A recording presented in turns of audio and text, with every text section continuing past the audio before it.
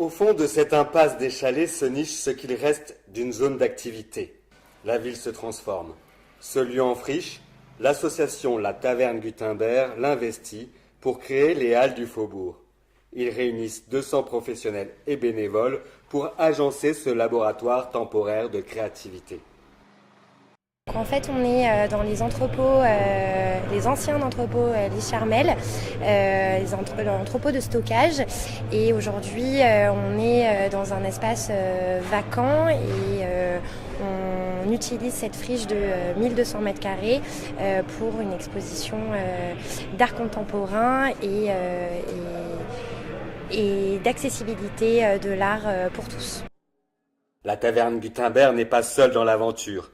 Elle y invite, par exemple, pour une alliance de génération, Frigo & Co et leur radio Bellevue Web. À la base, nous recherchions un local. Celui-ci se trouve être parfaitement à notre goût dans les dimensions, la situation, l'utilisation, les possibilités en tout cas. Donc déjà, c'est une manière d'avoir une maison. Ensuite, effectivement, de collaborer avec cette taverne Gutenberg, dont nous aimons l'état d'esprit. On est un peu les aînés, on a une petite aura historique. Nous leur donnons peut-être une part d'expérience, une petite part de notoriété dans certains milieux et une façon de faire les choses et un haut-parleur avec la radio, puisque nous allons collaborer tout au long de l'exposition du mois d'octobre, par exemple, avec les différents artistes. Quant aux ateliers La Mouche, autour du patrimoine, sous un œil historique, se donne pour mission de vous faire visiter les lieux. Les balades, les ateliers, les balades, pareil, ça va être top. On a tous nos intervenants, ça suscite pas mal d'intérêt. Et puis les balades, on a le parcours, on a nos 2 heures, nos discours. Ça va être bien, ça va être beau, ouais. Et puis on va pouvoir terminer, du coup, on va commencer au centre Berthelot. On va terminer ici, ça va faire une belle déambulation. Et le clos du spectacle, ça va être vraiment les amener dans la halle, toute l'expo, ça va être chouette. Super. Ouais. Cette initiative artistique et culturelle, dont l'enjeu essentiel est avant tout humain, a reçu à juste titre le soutien de la ville et de la métropole. Le décloisonnement et la transversalité.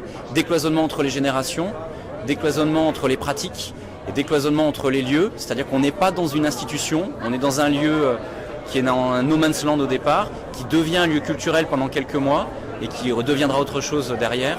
Donc on est dans cette transition, on est dans ce décloisonnement des pratiques, décloisonnement des hommes et des femmes, décloisonnement des artistes.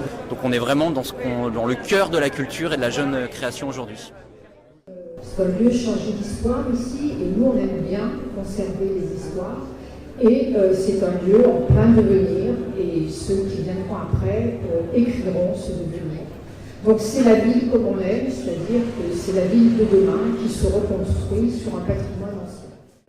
La Taverne Gutenberg, Intermède, les ateliers La Mouche ainsi que l'école urbaine de Lyon se rassemblent donc autour de ce lieu provisoire, les Halles du Faubourg. Chaque association vous accueille autour de leur activité et vous propose l'exposition Les Nouveaux Sauvages du 5 octobre au 11 novembre.